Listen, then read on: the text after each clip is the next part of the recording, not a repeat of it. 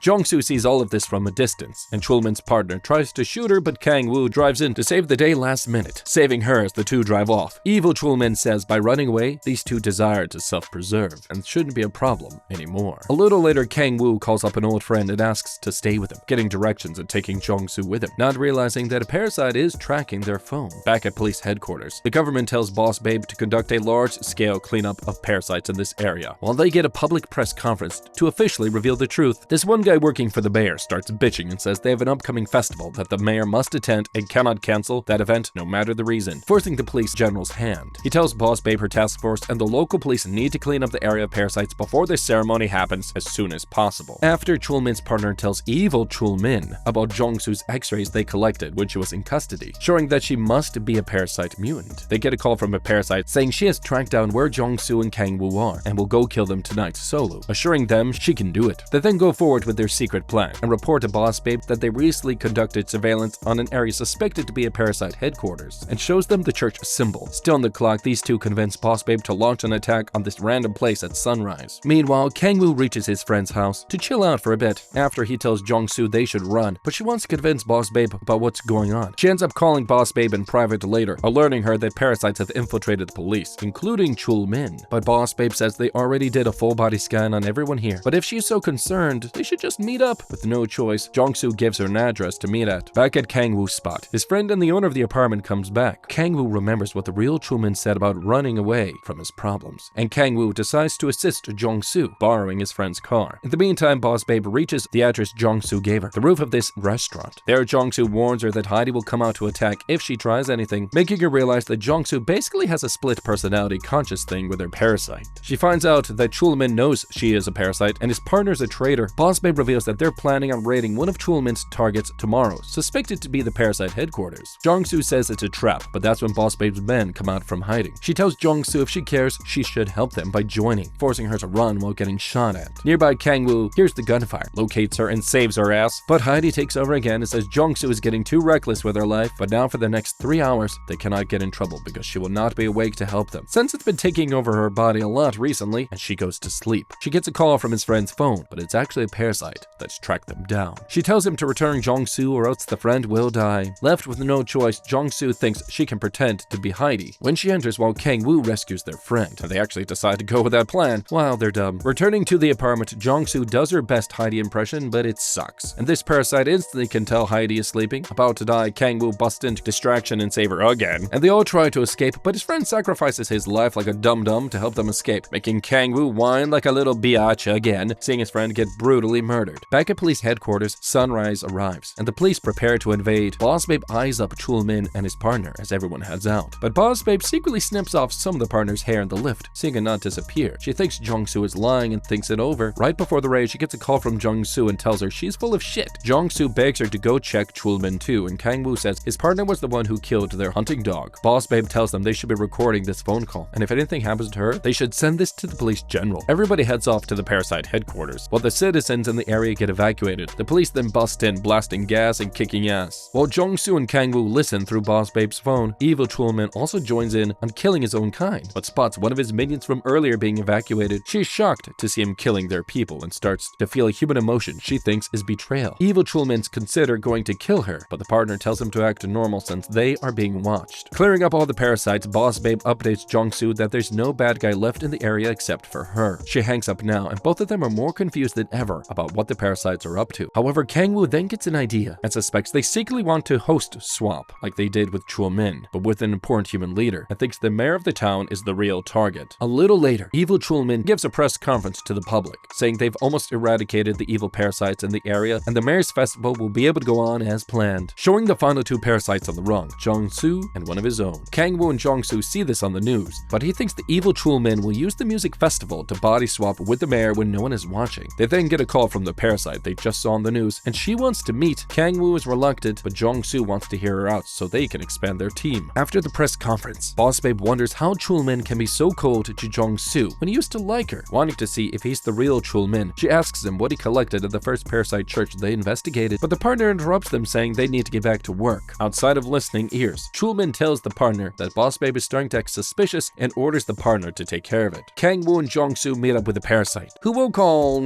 Kang-woo's sis, and she says they must kill evil Chulmin. Kang-woo tries to attack her, but gets stopped. She tells them they never got a chance to examine their own existence, and the evil Chulmin was supposed to help them figure this out, but he betrayed them. Needing all the help they can get, everyone decides to team up. Meanwhile, Boss Babe looks into the weapon that killed her hunting dog, finding out the weapon could have been made to look like it came from a parasite, but it actually came from a human, making this death look staged as hell. She then gets a call from their police boss to come in, telling them they've now been assigned to investigate another parasite cell in another town, since this town is now cleared from monsters. Boss Babe wonders who would protect people during the mayor's event, but finds out Chulmin and his partner will take over. Forced to leave, she assembles her team and heads out, but gets a call from Jong-soo admitting she made a mistake about Chulmin's partner, claiming that the pastor is hiding in the real Chulmin's body, and the festival is when the body swap will happen, revealing they're on their way to stop him. She begs Boss Babe to join them in case they fail, convincing her and her team to head back. Reaching the festival, Jong-soo and Kang-woo's sis wait outside to avoid detection, while Kang-woo keeps watch inside, and just then they sense evil Chulmin enter, turning into a monster in public, and he tries to reach for the mayor, forcing the crowd and the mayor's team to panic and run. Boss Babe's team also arrives on the scene, and Heidi takes over and tells Kang-woo's sis to save the mayor while she momentarily distracts Boss Babe. Meanwhile, the partner pretends to stop evil Chulmin, taking the mayor away while Kang-woo closely follows him, entering this private atrium. The partner reveals evil Chulmin hiding inside this jacket. It easily kills the mayor's bodyguard and tries to attack the mayor, but gets stopped last minute by Kang-woo's sis. She knocks back the partner while evil Chulmin creates a distraction. She tells Kang-woo to save the mayor. Before they leave, she asks for forgiveness for what they did to Kang-woo's family as she gets killed by evil Chulmin. Now, without any fresh bodies around, evil Chulmin is forced to kill the partner and take over his body, and chases after the mayor. Kang-woo creates a distraction, firing these firecrackers to try and slow him down, just as Heidi rushes in to save them, and these two begin fighting it out while Kang-woo finally helps the mayor reach safety and heads back in to help. Evil Chulmin leads her into this memorial room, splitting up his body parts to help her fight more efficiently, and offers her one last chance to join him. While weak, human organizations are now stronger than parasites, and this is why the partner, who we'll just keep saying is Evil Chulmin, wants to take over and lead them.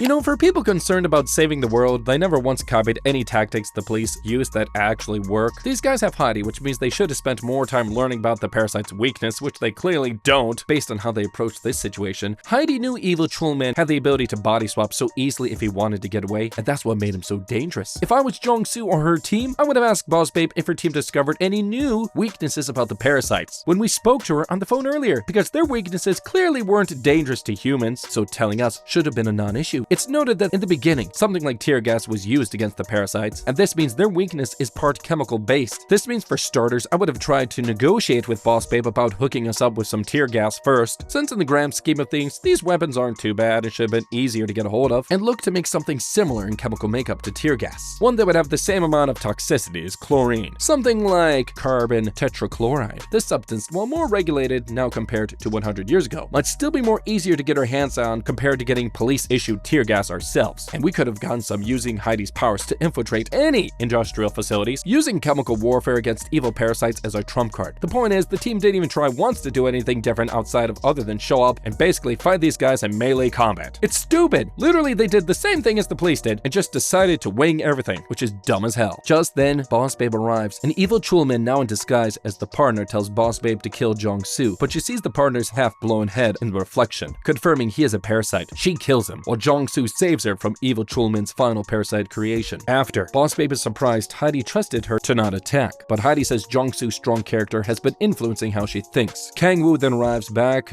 late as balls, and Heidi taps out just as more police arrive, but she tells them Jong-soo is not a parasite and to take them to the hospital, while Kang-woo cries for the third time like a little biatch again. A few months later, Jong-soo enjoys her new quiet life while Kang-woo visits in to check on her and announces he stopped running away from his gangster life and has now joined Team Grey to continue to fight against the parasites. He reveals that Heidi sent him a letter to reach Jong-soo in person, saying she's been thinking about their existences as parasites and is actually happy she didn't take over Jong-soo's brain and will basically be best friends with Jong-soo forever. Kang-woo then heads out and tells her Boss Babe offered her a spot on the team if she ever wants to join. Back at Team Grey HQ, Boss Babe gets a call from someone who claims to be the world's greatest parasite expert. This man who introduces himself as Shinichi, who says he can help them win. But what do you guys think about the video? Don't forget to like, subscribe, and leave a thumbs up down below. And as always, don't forget to check out our How to Be playlist.